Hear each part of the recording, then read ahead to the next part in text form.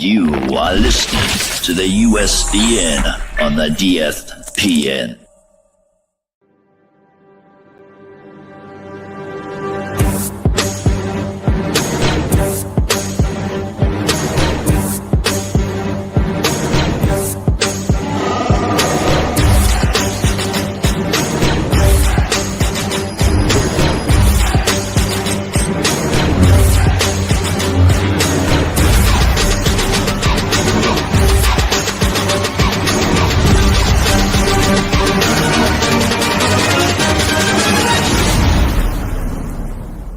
It's a trap!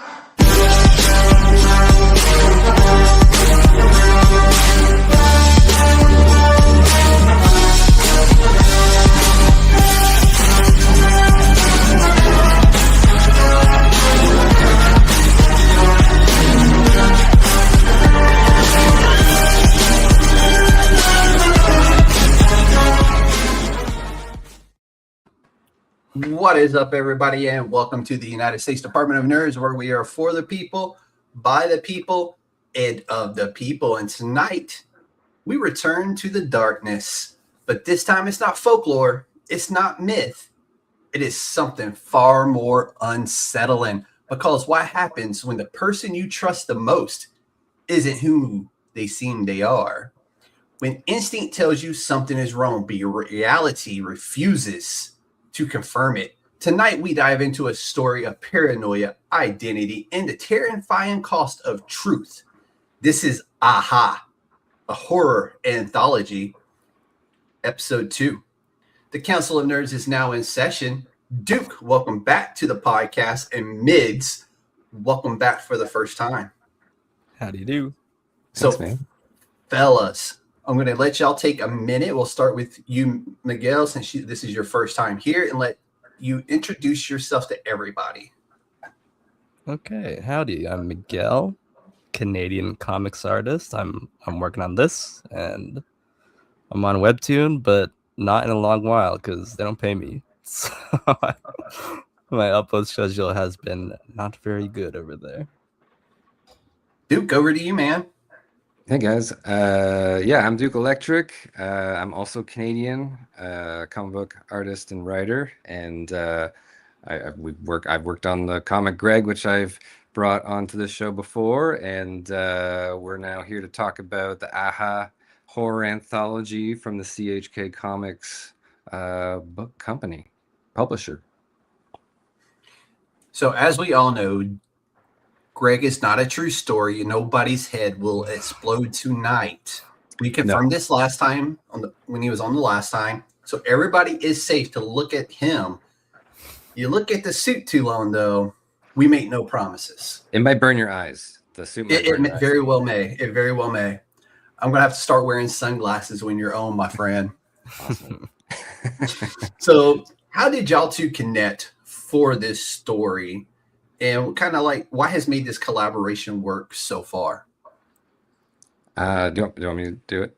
Answer mix? That's actually for both of y'all. So Okay. y'all can talk about how y'all met over coffee, over tea, Tinder, however. You know what? It was Tinder. We matched, and then we were like, "Yo, we should really get on this comic book anthology together because this is sick." And then we separately put in our application, and then we both got it. And we're like, "This is true love. This is true love right now." Wow. And no, we didn't know each other beforehand. We both just signed up for this thing, and Chris just matched everybody up depending on like the style, I guess, of people's work or what people wanted to work on potentially. And yeah, they partnered me and Migs together, and it's been great so far. And yeah, it's been coming along. Yeah, I didn't know Duke going in, and when we were introduced, I was like, "Oh, we're in the same province. You're less than a 2-hour drive away." I was like, "Okay, great." So, see, that could have happened then. Y'all could have totally met up for coffee or tea. Yeah, whatever. we could have seen each other at a con and not even known. We probably have been to the same shows, and Probably. You could have got some Timbits together. Yeah, we could have. Yeah, the Timbits. Oh, you didn't know I knew about Tim Hortons? Come on now. Some Americans don't. I guess that's Well, half and half and some Timbits. Come on. I'm going to say this though. This is going to be controversial, but Tim Hortons is now technically American. So you guys own Tim Hortons now. I heard that, and I also heard it was making its way south, which I really hope it is. Yeah, it's coming. It's going to take over all of the West. So, but if anybody's actually wondering how everybody got paired up, you can go watch episode 1 of this with Chris Mendoza, and they explain how this all actually came together, which is a really cool story how they did everything. So go watch that episode. It is a great episode with those guys. They are great. They're hilarious together. And then make sure you subscribe to Chris and Chris as well and CHK Comics, because they've been posting tons about this book. And I cannot recommend it enough to y'all. But make sure you watch episode 1 after this episode. But episode 1. It was good. I appreciate that. Yeah, it was a lot of fun. Me and those guys talked forever, it felt like, even after the fact. So this concept hits immediately. A father who knows something is wrong with his son. And Duke, I'm going to start with you on this. I know your son just turned 1. I told him happy birthday. Don't say I didn't, because I did. Where did the idea for this story come from? It was kind of, it was just like a nugget of an idea that I had floating around, because, like, you know, what's the scariest thing to, like, a parent? And it's always going to be their kid going missing and never coming back, potentially. So that was kind of, you know, if you're going to write a horror story, you'd want to write the thing you're most afraid of. And that's obviously something, as being a father for the first time and with my child, you know, that's the number one thing I'd be worried about and afraid of. So so that kind of inspired it from the nugget of the idea. And then the past year, things have just been crazy online. Like, there's so much stuff with AI and just like human trafficking and so many different things. And obviously the Epstein list, all that stuff. We don't have to get into it, but no. But I was reading a lot of stuff, you know, there's so many like AI experiments, people just like creating brains in a jar, basically, that can run programs, and that are just really weird biotech stuff going on. And so I just kind of been keeping my eye on that, and just the idea, you know, corporations are always trying to find the fastest way to make money and the cheapest solutions to make money, because that's what they do, because they're capitalists. So, you know, I kind of started thinking more of like, okay, so like AI is going to be very smart. AI would be very like meticulous for whatever it's being told to do. And what better way, you know, after, you know, the first wave of, you know, people are experimented on or whatever, it would obviously start working its way, taking people from the world and stuff. So we touch upon that in the story a bit, but spoiler alert. But I was really into that. I was really into like the thing John Carpenter's The Thing. It's like the biggest, good. Yeah, it's the best. Like, I always reference that for any horror. And what's great about The Thing is we still don't know. No, you don't know who is who. Like, there's like the video game, like, I don't know if you guys played the Thing video game. It was pretty sick back in the day. And they had like I think they tried to like allude to who was who or whatever, and made more of a mystery, but it's better just as a mystery. I heard it really is. And I heard a cool conspiracy theory about it the other day, that they were like the aliens that end up being in the movie, like the whatever, they were saying like the aliens weren't the thing was on the alien ship taking over. So the same thing was happening on an alien ship, which then crashed into Earth. And then that outbreak then came out from like the carcass of the aliens, which was kind of cool. If you think about it like that, just like as its own prequel story of that hitting Earth. But no, so why center this story around something as simple but powerful as a secret phrase only known between a father and his son? So when I was growing up, I had a secret code with my parents. So we'd always have like a code being like, hey, like if someone comes to pick you up at school and it's not us or not your grandparents and someone weird, we got to have a code, because we don't want you like getting in a car with some random or something happening. So we always had a code in my family. So My mom had a certain code, my dad had a certain code. And it kind of just kept for a really long time. Like whenever there's been like, now it's like really smart to have a code with AI because people like Yeah. scamming people, and it's like, oh God, okay, I got to figure this out, you know? So now I kind of played on that with this AI thing being like, well, there has to be a code, and you know, it's a father and son trying to stay safe, but Yeah. that safety measure is the clue. And that's awesome. Your parents loved you like that, man. That's really, really awesome. Yeah. With I my got one family, of those, get your ass home before the light turns on. yeah. Yeah, my parents were divorced. It was one of those things where it was like they both had to have their, because sometimes it would be someone else picking me up, so they had to have that like in place for that. But yeah, it was cool. It was cool having that, and obviously helped with the story. So Mids, over to you, man. When you first read this script, what stood out to you immediately? Other than Duke is just a weirdo, man. It got weirder as I read it. I was like, oh, yeah. Dang, page by page is getting weirder. From the artist side of things, I immediately locked onto the action. That is, it's in short bursts. I think we were just looking at the brutal violence page, but that is something I enjoy drawing. So just from the artist side, my mind immediately locked onto there because it's like a little puzzle. How do I make that action work on the page?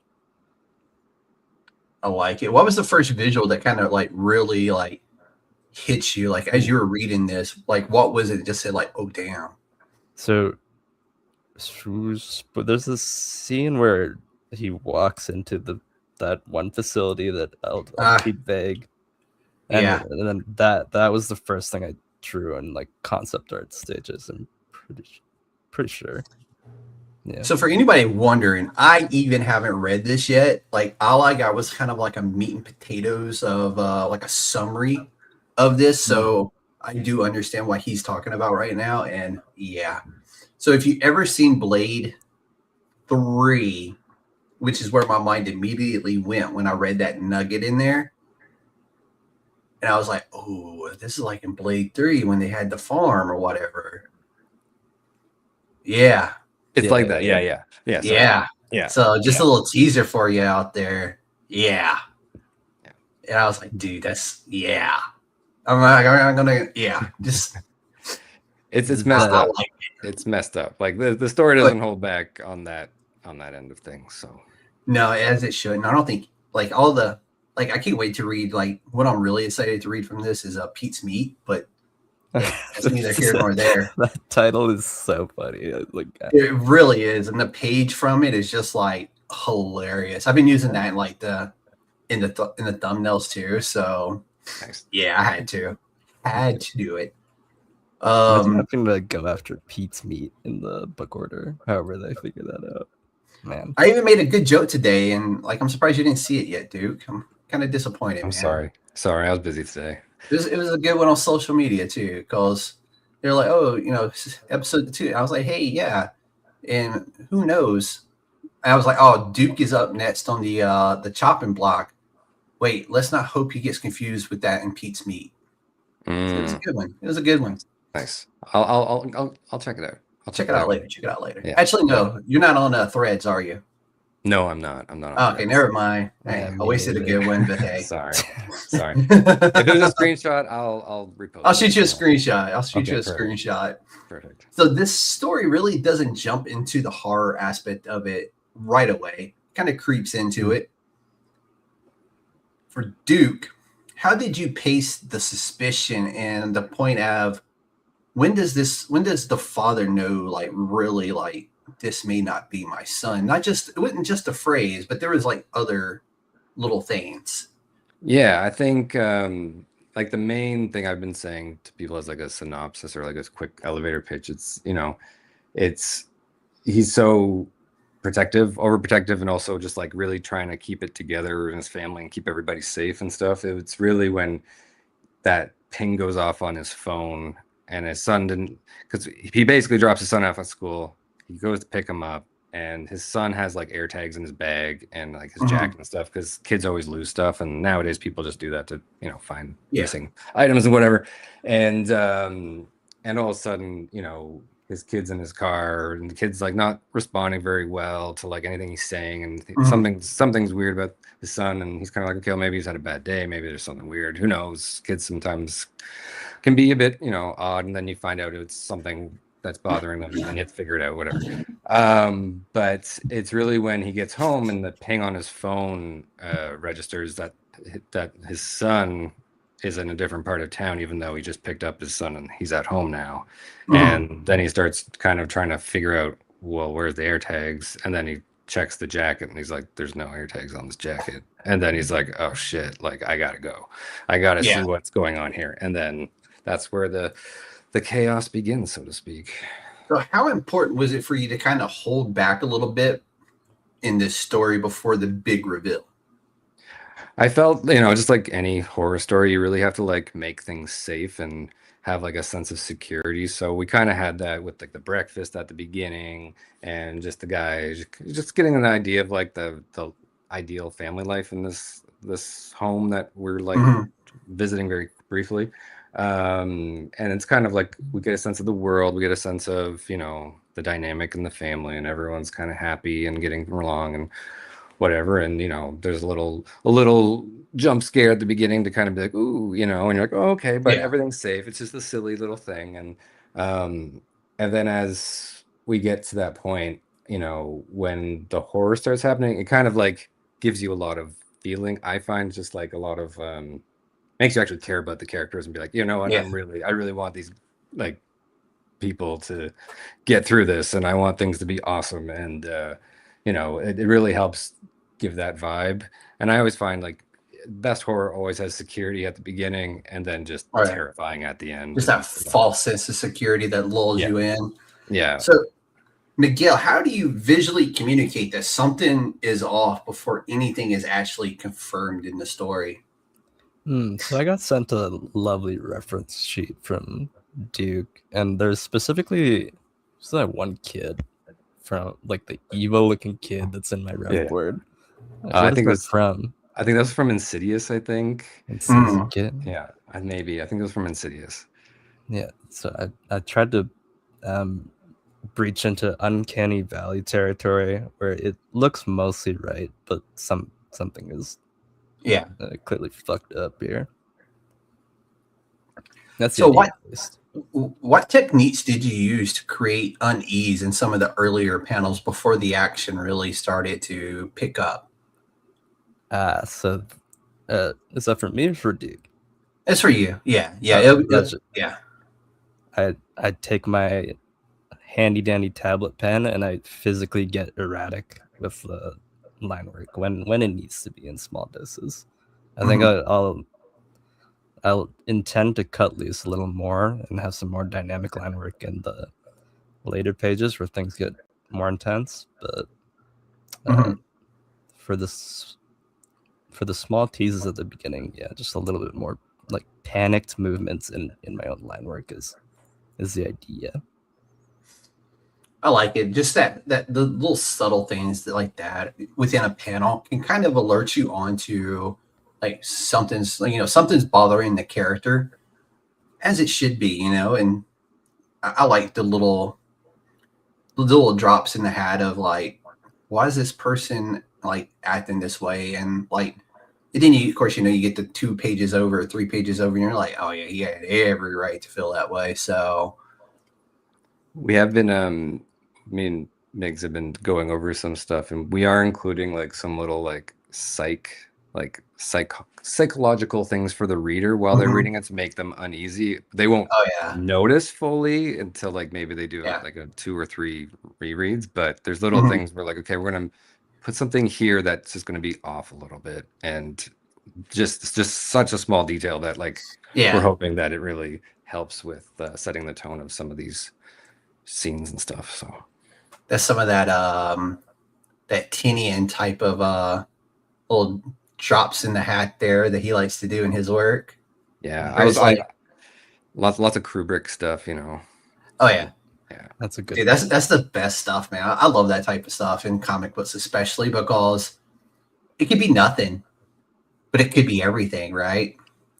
And sometimes it's the most simple thing that you just wouldn't even pick up on until someone mentions it, or you reread it and be like, wait a second, what's this like change? Something changed here that I didn't realize, and now it's made me uneasy this whole way, and now I figured it out finally. Or you don't figure it out, and it just makes you uneasy, right?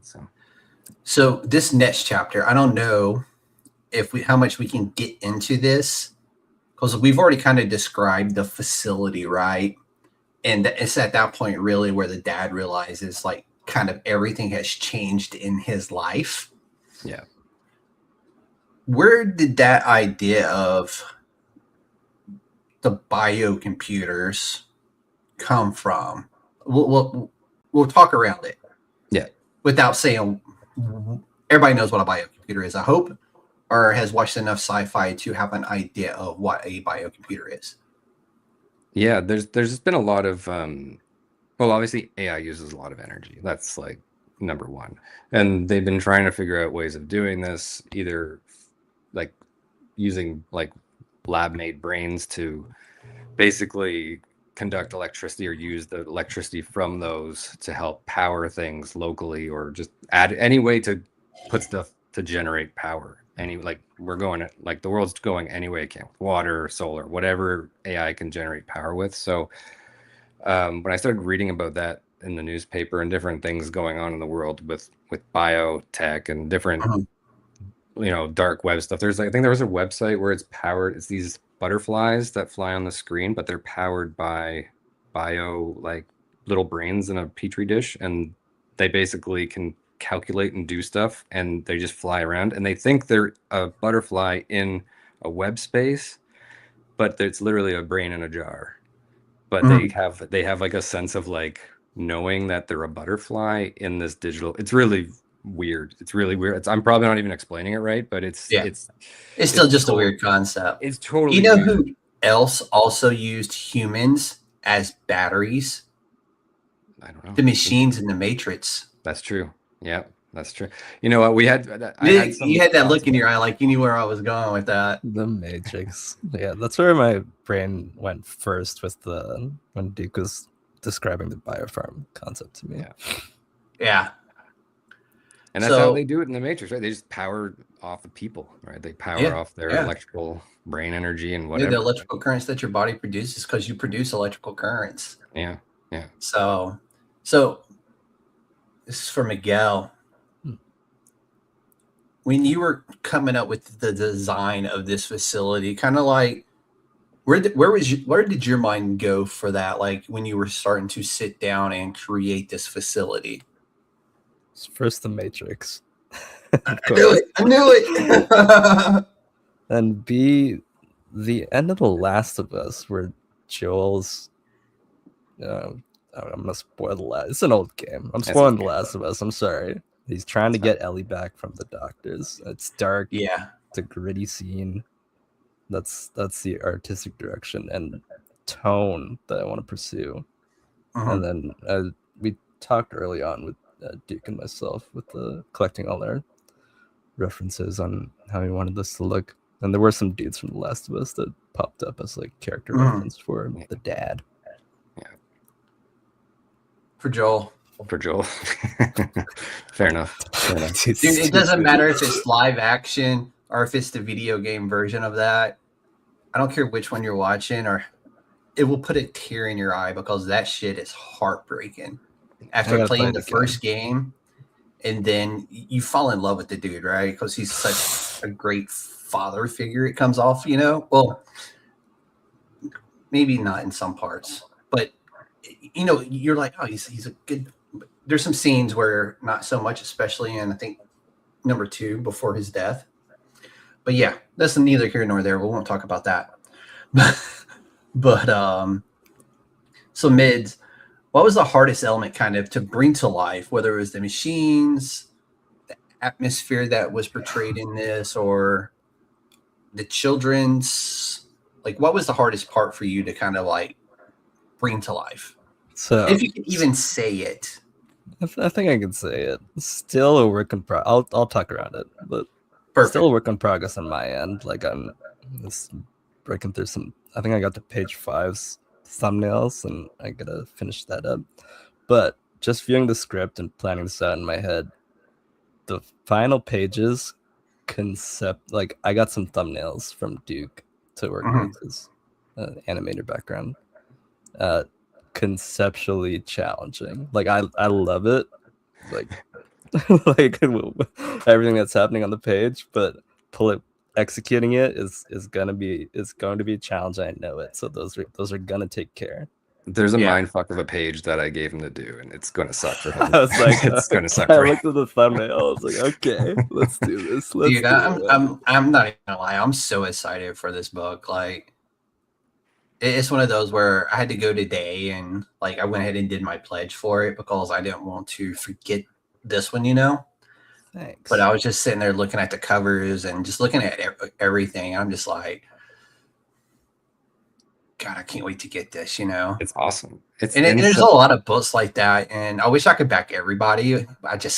Man, dude, my money tree isn't growing like that. I wish it was, but it's really not. It's a great book though, because it's like 70 pages. Like 70 pages. A lot of pages, a lot of stories. The price point is like so good. I know me and Migs, I think there's a tier on the Kickstarter where it also includes like everybody's digital comics as well, like outside of the thing. And so like Greg's in it, Migs's comics in it. I submitted there, there's like everyone that has like an additional comic or something. So you're getting like crazy amount of material. Yeah, that's the one I wanted to do, but I was just like, there's a few other Kickstarters I gotta throw some dollars at. But yeah, that was the one I wanted. But then I was like, I know almost like I will by the end of this, I will know almost everybody as a part of this book, and hopefully, later they'll want to come back. So that's an open invite, Mids. When you want to come back, Duke, you got to come back for Greg and for Hetz, which is your new one. We'll talk about that one later. Yeah, for sure. But yeah, I got to get everybody back on like solo, like later on down the road, because I like all you guys, and like I've not had a bad guest ever, because they would be immediately thrown off the show. That's how you know I've never had a bad guest, because I'm that type of host. If you get on here and you're just a complete asshole, and you're gone. Yeah. So this is for both of you. Did you want this to feel like grounded or slightly unreal? Like, because when I'm reading the synopsis of the story, it starts out like it is a very like real day-to-day family just living their life, and then it all explodes.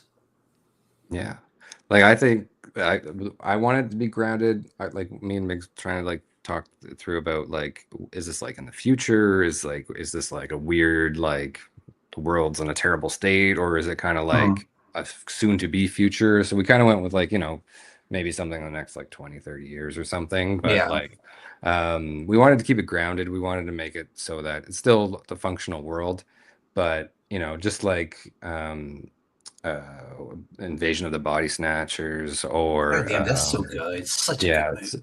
Just stuff like that. And obviously The Thing. There was another one that I was going to reference, like Soylent Green, like things like that, where it's like, well, Soylent Green is a bit different because it wasn't like grounded in a reality yet, hopefully not ever, but more of like Invasion of the Body Snatchers, where it's like everything's normal, but is it normal, and has it been normal, and will There's another movie, it's not similar to this, but the guy created a like an AI synthetic, and like the skin, like everything about her was like felt real, her hair, everything, but she was a full synthetic human being with with AI driven mind, where she could just learn whatever.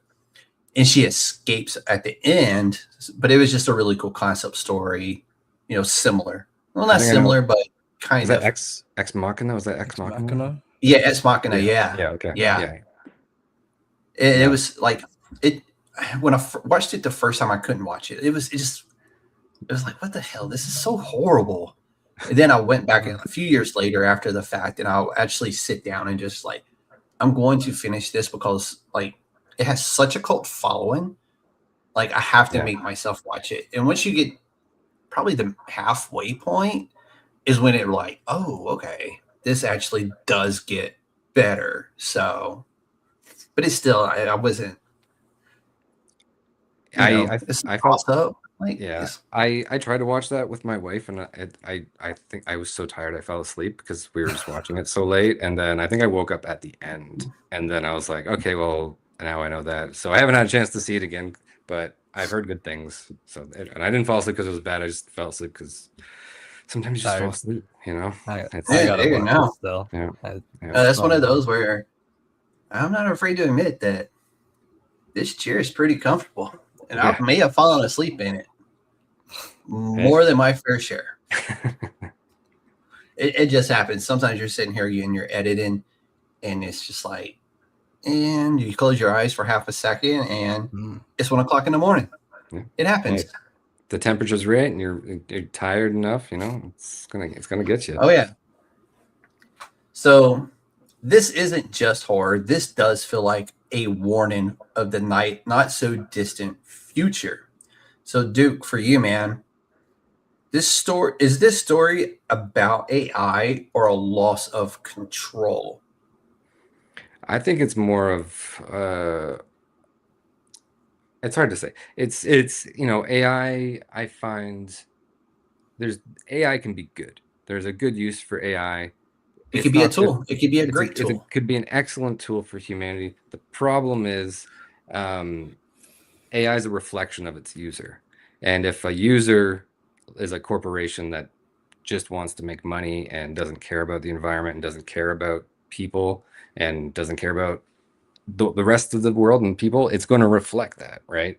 And I feel that, I feel technology unchecked and unregulated like AI is an issue. And I feel like, it's not good. It's not good for us in an environment, and it's not good for people if you have a bad reflecting on us as like as a society and a civilization. And I think that it's bad for the environment, it's bad for people, and the fact that AI is not good for everybody. Like, it's good as a tool, but if the person that's using that tool is getting a reflection because they have mental health issues or they have whatever, that's going back on them, right? So I feel you need regulation, you need to have things in check, you have to have safety measures in place for this stuff. And this story is kind of like, if you don't have those regulations and if you don't have those things in check and you just have reflections of bad people using this technology for not good stuff, and then the technology says, hey, you know what, we can just reflect back what they're doing and take them out and become people, right? So so what's the real fear here? Is it the technology or the deception by the people overseeing this technology? I don't know. I would say deception more, but I don't know. Migs, what do you think? I want to say the deception. Like you mentioned just now that it's a tool. The technology can be used by different people for different reasons. Yeah. It's not being used well here. You two sickos. I'm just trying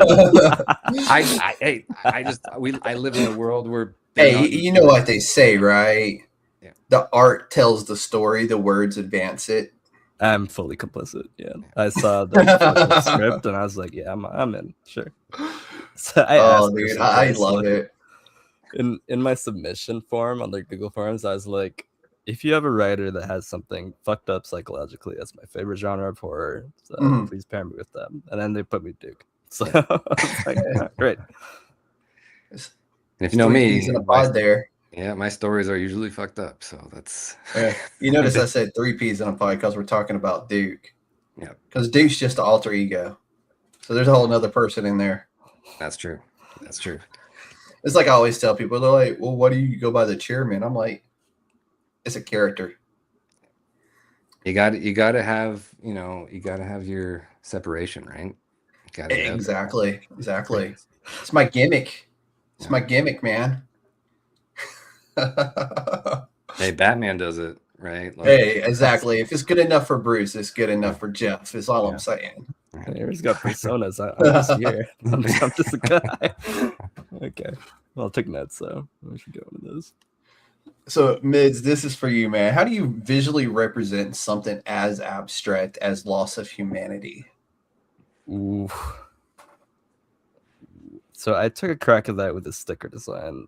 I was like, let's you were showing the bare minimum of human structure here. I just showed the eye. I was like, okay, the Duke seems to like this. I'll see what I can use from this strategy onto the script later on down in the pages. With the sun specifically, there's good ref, like we mentioned, and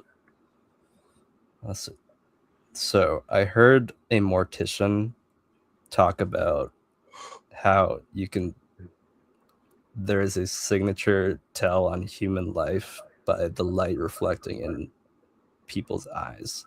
And like that someone has to go in and post and scrub the light out of people's eyes in movie scenes where they're dead. So that's something I want to try and use in the comic pages later down the road. Dude, that's actually really cool. Yeah. I mean, because if they're, a biocomputer, would they have that reflection? Because the eyes are the reflection of the soul, and if there's no reflection, there's no soul, right? Good question, and I think not as the artist, but it's up to Duke. Yeah. Duke is down there nodding like, "Oh hell yeah, dude!" Well, hey, they did that in the Thing, right? That was like one of the secret. That was one of the signs, yeah. Yeah. If they had light in their eyes, that was, or in their pupil, that they were the Thing or not, based on if they had it. Yeah. Okay. Miz, we're staying with you on this one, man. Were there specific moments where you wanted readers just to feel flat out uncomfortable rather than scared? Ooh, page 5. There are some people that are involved in this shady organization that are they're just people. Like, you're not fighting a monster. Yeah. They're people doing monstrous things, but once again, back to the fucking Last of Us peak fiction. That finale did not feel heroic or good. Joel killed some doctors. Spoilers for The Last of Us, and it's similar pacing in tone happening on this page. Like, when you're fighting monsters, sure, yeah, let's fair game, bust out the flamethrower. But the script specifically said bash his head in with a bolt cutter. I was like, oh, okay. Good thing. That's like, that's not very heroic at all, but I'm gonna try it. He's got to do it quick and dirty, He's got to exactly. Don't bang. Just swing it. Yep. Think about bolt cutters. That's like 20, 25, 30 pounds. Yeah, they're hefty, man. Yeah. So this is for both of you. What do you want readers thinking about after the end of this story? I mean, I know this is an anthology. They're on to the next story, but when they get to the end of your story, what do you want readers thinking? I want them to be like, what the fuck? Like, what? Like, what? Like, oh, shit. Like, oh, man.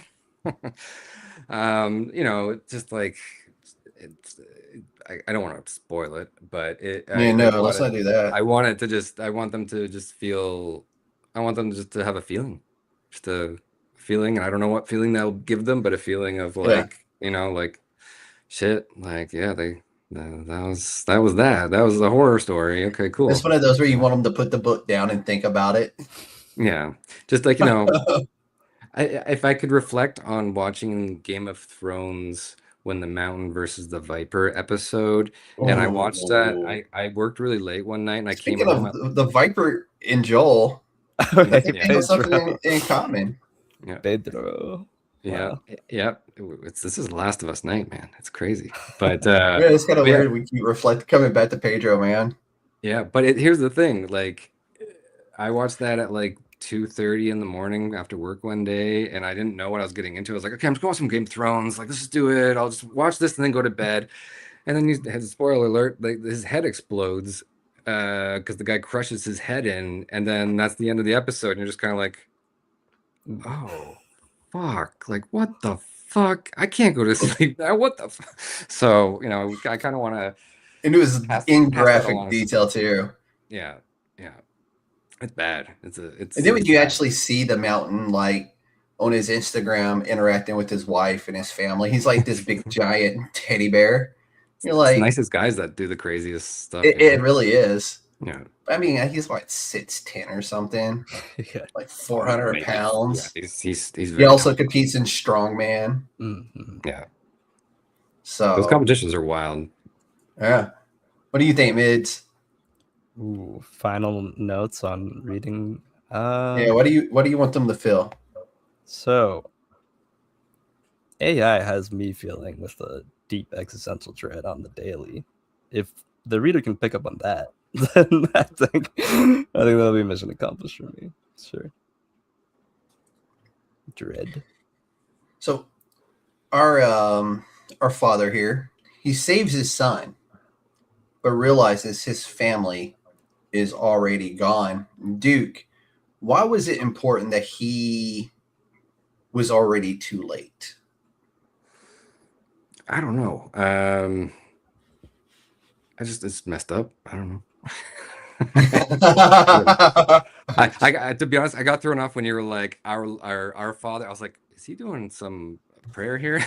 No, our Father who art in heaven, hallowed be the name. Our Father in the story, man, not the one in the Bible. Oh, I know. Story. I just got thrown off. I was like, where's it going? It's been a long day. Sorry, can you just say that question? Repeat the question one more time. Sorry. Yeah. Why was it important that he was already too late in this story? I think it gives you a sense of defeat. Yeah. I think it's just one of those things that you're just like, oh no. And I mean, he had this false sense of security where he felt like he won. Yeah. But yeah, it's just really just getting that last pull of the heartstrings, I guess, at the end of that. Yeah. So when you wrote this, did you like do two versions of this story? One where, he actually, does win, or was it just always like dread? I did 3 versions. Okay. One is the one that we have now, and then one was an accidental thing where his son like accidentally kills the dad in the moment, like because he thinks the dad's taken over by the thing that happens. So that was the ending version 2, which then we all agreed we didn't want to do. And then the other ending, I had to cut because we only had 8 pages, and it involved like a highway speed chase with like the robots and like all this crazy stuff, and then them crawling into the forest, and then a similar outcome to what we have in this one, but it was a bit more. Yeah. It was basically just them at a fire retelling the story, and then we catch up to that, and then something bad happens, and then that's the end. But we couldn't fit all that in the story, so we just cut it back. Which actually, it would have been 2 or 3 more pages. Oh yeah, it was too. Yeah. It was too much, and I like how it ended it now, because I didn't really have I was telling you guys before the call, like I just winged the story. Like it was a very like winged thing where I had the nugget of the idea, and I was like, I got to write this, and then I did the big long one that I just mentioned, and then I just scaled it back to the 2 ones, and then we just chopped the one and kept the other. So, but yeah. So Miguel, over to you, man. How do you visually land a twist like this without over complicating it or over explaining it? Ooh. So the short answer is I haven't yet. I haven't got to that ending page. Then these are the pages I talked about that are going to be conceptually challenging, because nailing that ending, I suppose got to do with patience and got to do with a lot of collaboration with the Duke over here. I feel like I'll probably draw it in front of you so we can work out Yeah, sounds good. how to tackle that. It's a lot of just like graphic design stuff and just kind of like, because I think if I recall, it's like a 2-page spread splash page, but it's like all the action happening around this one thing.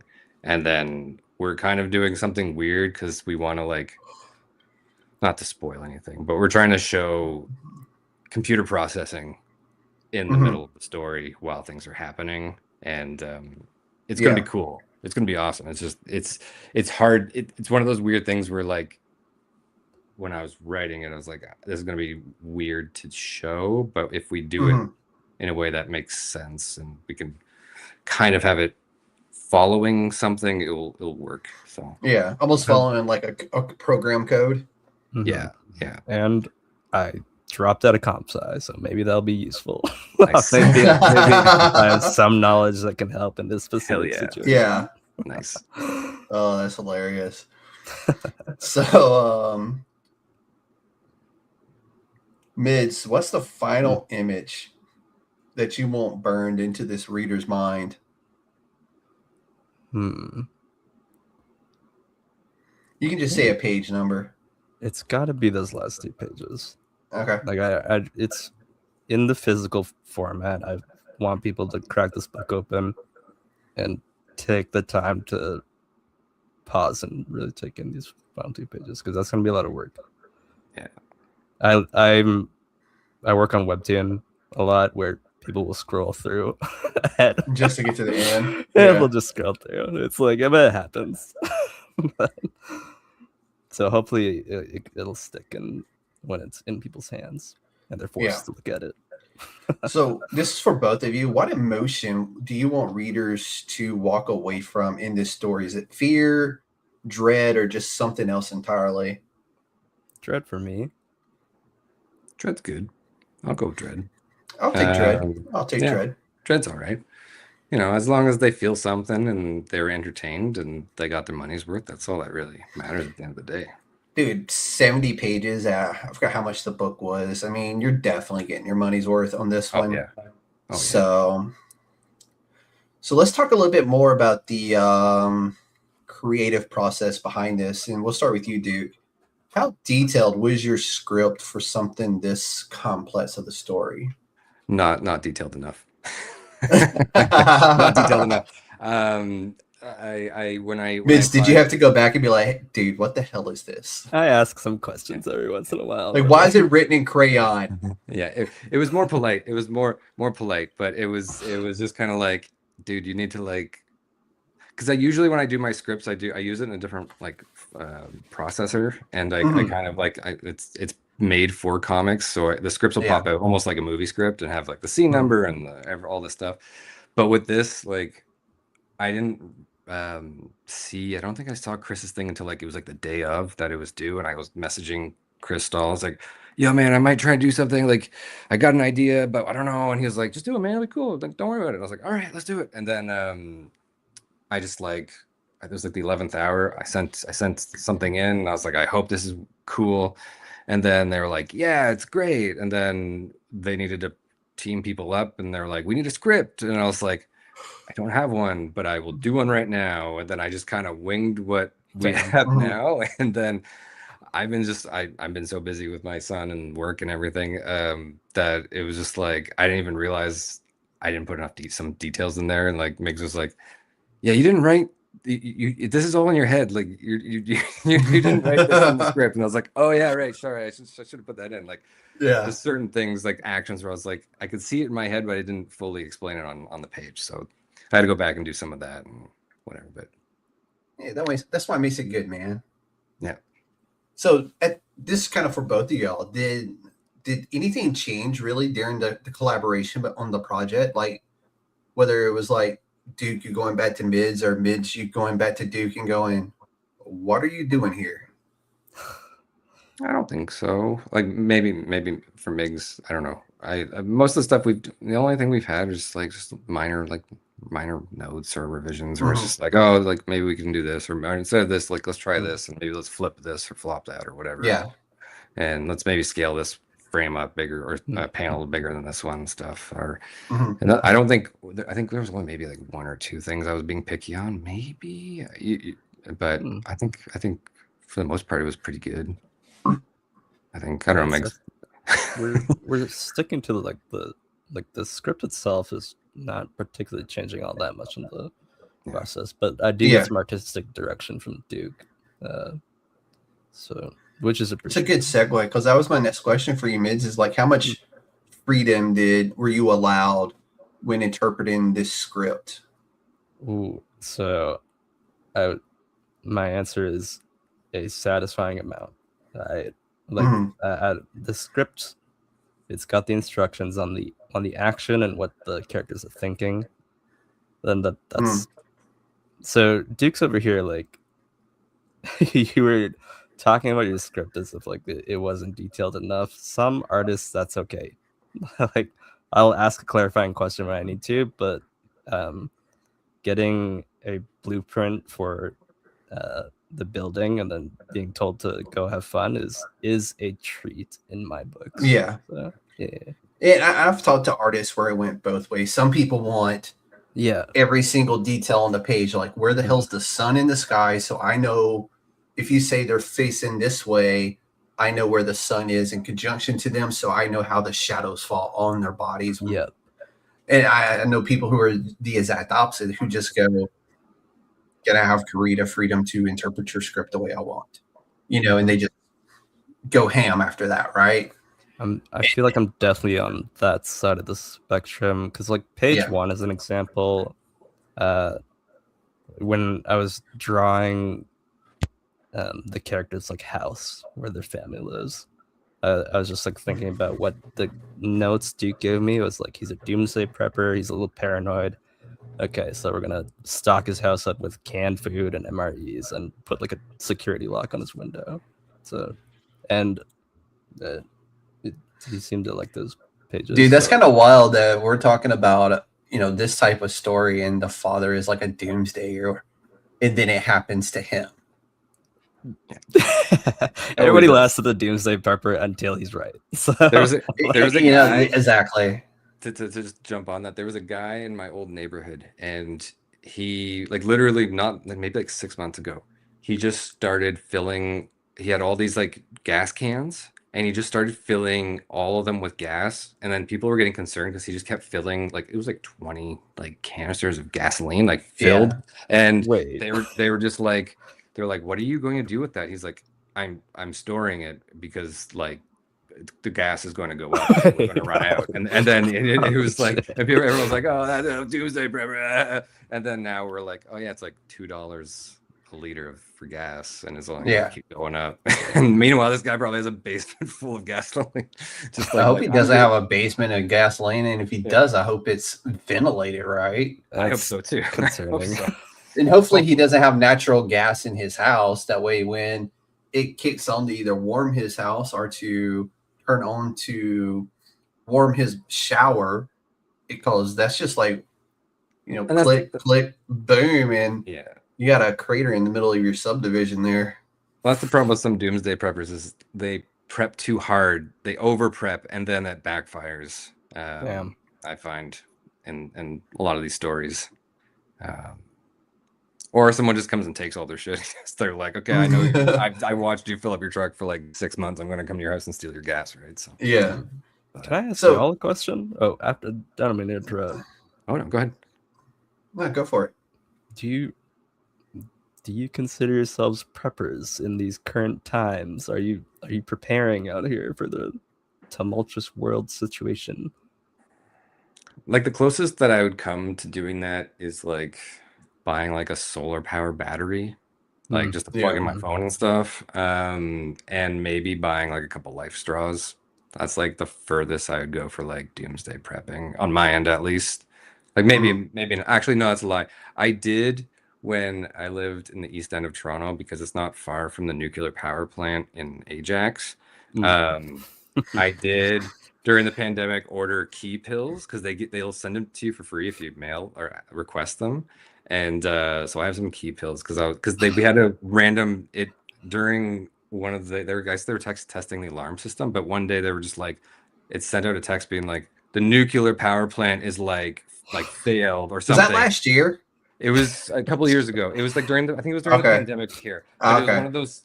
It was a similar thing to like what happened in like Hawaii, where like they were like, their bombs are being dropped on us, we're all gonna die, and then like everyone's like, So after that, I was kind of like, you know what, I'll just get some key pills so I have them for my family, just in case there's like ever any like radiation that's spilling out. I was outside of the blast radius or anything if anything did happen, but you just want to have a little bit of extra precautions just in case. But that's the most for me, at least. I don't know about you guys. I mean, I'll put it like this: you know Daryl Dixon, right? Are you Daryl Dixon? You got a crossbow And a bow. Nice. Hell yeah. And a small arsenal. I may be good to go. Nice. Awesome. But that's just like I grew up that way, so for me, that's just like normal stuff. So I don't know. I think it's like I think like we're in Canada, so like we don't have access to a lot of like stuff. Like we can probably get a bow and arrow and stuff, or maybe like pepper spray, and we can, I guess, if we have like a gun license, we can get like a couple of different variations of guns depending on the license. But for like doomsday prepping, you got to be in the country, like out like in like the like in Alberta or like outside of like the Toronto radius. Up there where Brock Lesnar lives, because I know he's a big hunter up there. Nice. Lesnar. But no, let's just say I'm always ready. You got a bazooka in there. It's right there. Yeah, you gotta have one in each room, man. Come on. It's got the stash. All right, awesome. Hey, so, and Mids, this is for you, man. So, was there anything that you kind of added visually that wasn't like originally written by Duke? Like, was there a scene where you're like, you know what? If I add this, it's just going to amplify this scene up? I think I tried to stay true to the script for what I've done so far. Nothing too crazy on my end. It's subtle details that when I got asked to draw urban environments, my mind just went to Toronto because it's the urban environment that I'm most familiar with. So there's no CN. What do y'all call yourselves in Toronto? Are you Torotians? No, it's Torontonians. Torontonians. Yeah. That's I like my version better. What was yours? Torotians. Like an alien. Exactly. I like Torontonian. I'm good with Torontonian. Torontonians in the 6. There's T-Dot. Different names for the 6. Yeah. It's always wild because like I know how Canada is laid out on the map, but unless I see the map and where the cities are, like my brain can't function to a point where I can go, oh yeah, that's over there, or Toronto's like right here. I have to see the map with all the cities and provinces laid out on it. Otherwise, I'm just like, I don't know where the hell anything y'all are talking about is. So for me, it's like, because it's like boom, boom, and then boom over here, and then everything else in between. It's just kind of like wild in my head. Well, it's just wild in general because like everything's so spread out, and like there's only so many places that are like habitable, like in Canada, because it's just like marshes, and prairies, and like stuff like It's I only know where some states are, so you're doing better than I am, I think. It's all right. I live here, and I don't know. Like I couldn't like, I would do really good up until we got into the Northeast, and then I would just be like, nobody cares. That place has good crab. That place has good lobster. Outside of that, I don't know. Lobster.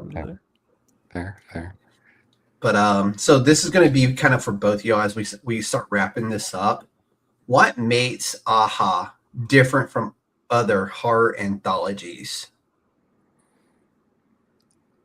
Y'all can just take turns answering however y'all want. You going in the chamber, Duke? Sure, yeah. He's always got one in the chamber. What you talking I'm ready. about? I'm ready. You know, You can't rock a pink suit and not have one in the chamber. Yeah.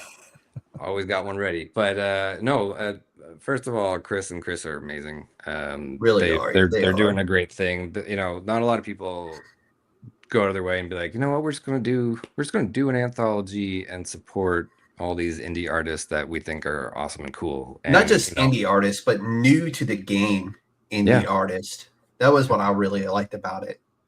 And as Canadians as well, it's sometimes difficult for us to not difficult, but there's a lot of competition to get. What's up, dude?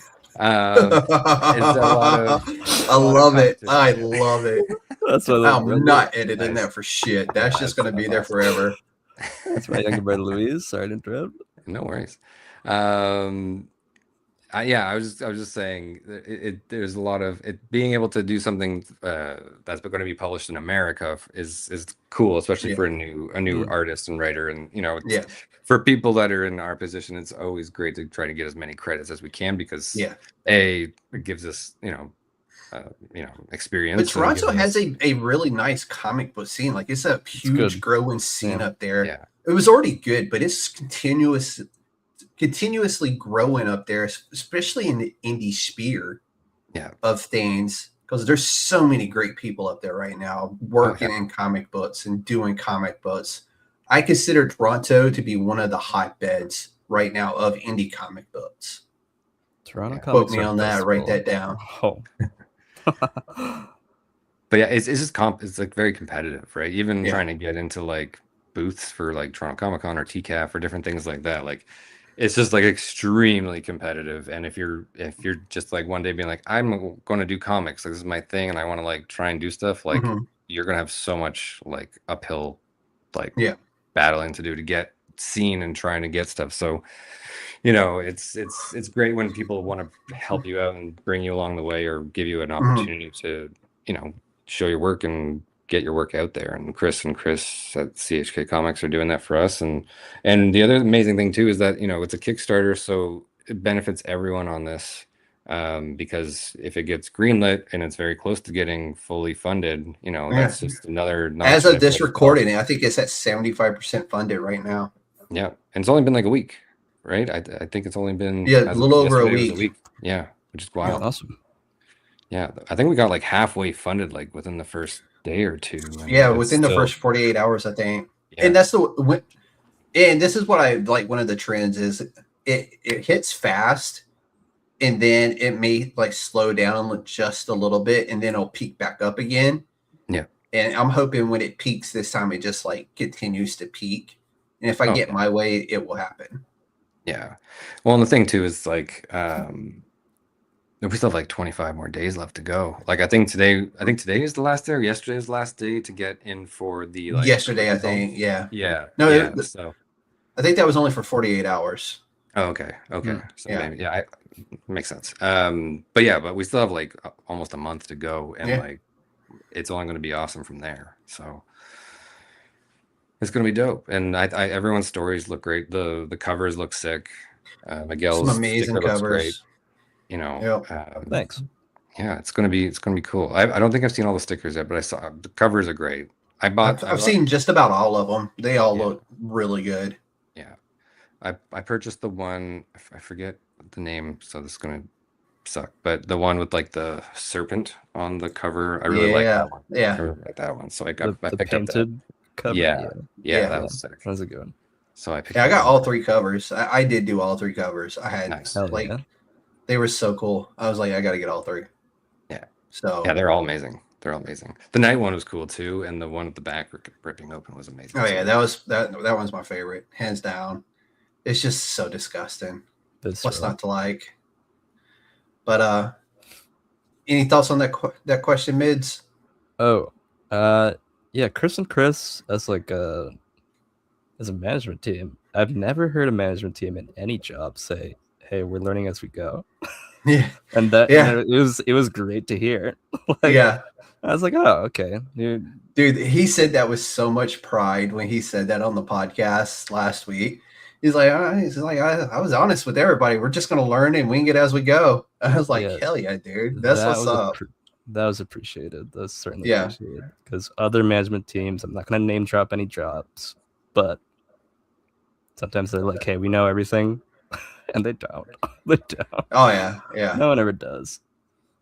Well, doing the way that's they do that's it. one of those right now where I'm trying to get like production teams to come on, right, and companies who work in production, like small indie presses and that kind of stuff. Like I want to talk to them. I really want to explore all sides of the indie comic book industry, and I've been inviting them and trying to make stuff work for them. So we'll see. I'm hoping soon I'll be able to get a couple on, and just I want to be able to share all sides of this, not just from the artist, the colorist, the inker, the writer, but the guys who publish these books, the guys who go out and find stories to publish for people, and kind of like, what do y'all look for as a indie publisher for these types of things? Because it's honestly one of those questions where, I speak to tons of indie publishers or indie artists and writers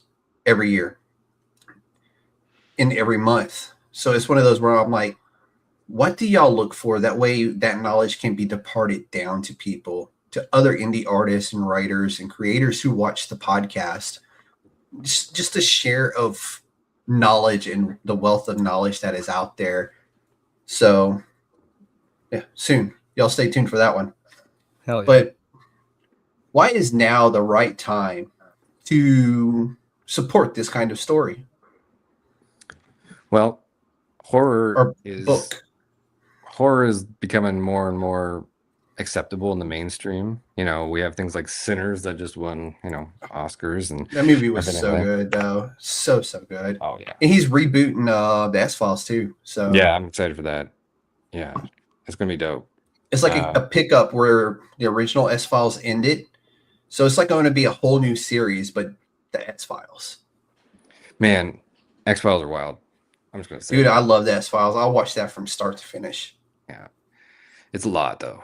If you're gonna, Oh, dude, it's so much to take in. It's so much, but it's so good. Except for when T2 comes in. I didn't like that series when T2 came in. I can't remember his name. Oh yeah, I know what you're talking about. Yeah. His character just didn't work for me. So That was like season 6, late season 5, season 6. Yeah, Yeah. it's wild. But yeah, no, I just think right now is a great time for horror. I think right now it's a good time to get these types of stories out. Yeah. People are hungry for it. People want it. People, want to be scared. People want to, have that comfort of other scary things happening that aren't just the things that are happening in the world. So, when you think about it, you have Atomic Monster, A24, Bloomhouse. There's streaming services dedicated straight to like horror Shudder. movies, indie horror, and that kind of stuff, like Shudder. So within the last like couple of years, or 2 to 3 years, that scene has boomed unlike we've ever seen it before, where we may get a Freddy Krueger or a Jason or a Michael Myers once every 10, 15 years. So the new Hellraiser series I thought was brilliant. So there's the It Derry, Return to Derry. Welcome to Derry, which is going to be a lot of 5-part series where it goes back to each instance when it made his appearance, or Pennywise made his appearance. Yeah. So I think that's just a really dope concept to explore. And each one kind of answers questions from the previous ones. So nice. Yeah. So I think it's a good time for it. And, supporting indie comics, supporting indie stories is always great too. Cause, with this anthology, anyone was allowed to do anything they wanted to. It was just do whatever wild. you think's cool. That was that's a direct quote, by the way, from Chris. Go wild. Yeah. And good results come of it, right? So 100%. Books, you'll get some awesome stories. So what's your thoughts, Mids? I am in agreement, especially on that last part of creative freedom can create great work. 100%. 100%. And that's why I love about indie comics. Yeah. And you just put it out there and it's out there, right? And unless you're working for like a really big company that has like standards and stuff like that are like, you can't say a swear word, you can't do this, whatever. Editorial staff. Standards. Sometimes. Yeah. But if you're allowed to just do what you need to do, it's nice. So Speak of the devil, were your ears burning, man? Yeah. Come on. Oh, hey, Catch it right at the end, man. Come on. nice. Looks fun in the chat. Oh, I love that guy. He's so great. So what kind of experience are readers getting when they pick up this anthology or when they go to Kickstarter and support this anthology? I think they're going to get an amazing deal. I think they're going to get an amazing, hell yeah. I think you're just going to get an amazing book at the end of the day. And, like we discussed, 70 pages for, with, I think it was 8 different writers, 8 different artists, amazing different variant covers. You get the bonus, I think the add-on bonus if you wanted to get even more. I think there's 9 really if you include the stuff with Roger in between. Yeah. There's just so many stories and so many people working on this. It's just a really cool collaboration of just people all over the world. Fucking random people. Yeah. Like I wouldn't have never met Migs if it wasn't for this. And no. And I'm getting to meet everybody, which is great. I'm pretty vibrant, but like, you would have remembered the pink. You would have been suit. like, you don't forget the pink suit. I surely remember. Yeah, but no, it's really dope too. Like for me, like, and it was like, and we were talking before we went live, just how excited I was that when you shot me the email, like, hey, would I be interested in doing this? There was like 0 hesitation, and I actually think I emailed you right away, which is something I don't typically do. I normally wait to the end of my duty day. I get off work, I come home, and then I go into business mode. But I think on this one, I was just like, hey, yep, I'm in. And and I thought it'd be cool because I know you like covering indie stuff and having all these different teams of people coming together. For me, it's like a dream come true because it's not often you get to speak to both the writer and the artist and also the guys who are producing the book are also writing and drawing for the book as well. It doesn't happen often. So for me, it was like really cool to be able to bring all that together in like this really cool 7-part mini series that I'm doing with this. So for me, it was just like no brainer, and it's horror. I'm a huge fan of horror. I mean, that's no secret. So for me, it was like easy. Like, yep, let's do it. Thanks. So, yeah. Well, thank you for having us. No, 100%, 100%, dude. But yeah, I definitely recommend it. Picking it up. Hell yeah. Yeah, you need to send me one of those AHA hats, bro. You're holding out on me with that AHA hat. The whole time he's in the camera, like doing this. Like, are you just rubbing it in that you got a really cool AHA hat and I don't? I'm like, I see how you're gonna do me. He's flexing on you. That's exactly. It was like a strong flex too. It's a 101. I see. Nice. I see. Nice. Okay, that's cool. I like it though. This is a really dope hat. But let's bring it home, fellas. What we say? Let's bring it home. Sure. Yeah. So for everybody at home, Mids, tell everybody where they can find you. Sure. I'm mostly on Blue Sky and Instagram at Migs_Inc. I'm also on Webtoon, which can be found via those accounts, Blue Sky and Instagram. Don't expect a Webtoon update anytime soon. I got to lock in. I got 8 pages to do, guys. What about you, Duke? You can find me on Blue Sky as Duke Electric. You can find me under Nerd in the Sky. You can find me under Greg Comic Official. And you can find me and Migs at Brantford Comic Con coming up soon because we'll be there promoting this horror anthology and some of our work outside of it. And yeah, it'll be a good time. So definitely check us out. Check everybody out. Check out the CHK Comics. Check out the Kickstarter. Buy a book on the Kickstarter. Support the Kickstarter. Support horror and indie comics and rock and roll, And yeah. I like it. And Miz, make sure I get your blue sky. I didn't have your blue sky originally, so when I built this StreamYard description, I didn't include that. So if you want to make sure I get that, I'll include that as well. Thanks. But horror doesn't always come from monsters. Sometimes it comes from the moment you realize the people you love aren't who they used to be. Tonight's story wasn't just about fear. It was about instinct, truth, and what happens when you uncover something you were never meant to see. So make sure you support Duke Electric, Miguel Santiago, follow the work, and experience aha for yourself, because stories like this, they just don't stay in your head. They make you question everything. Ladies and gentlemen, this has been the chairman and the United States Department of Nerds, and the Council of Nerds is adjourned. Y'all stay safe out there. And did I mention this has been the USDN podcast where indie comics come to life? You did now. Make sure.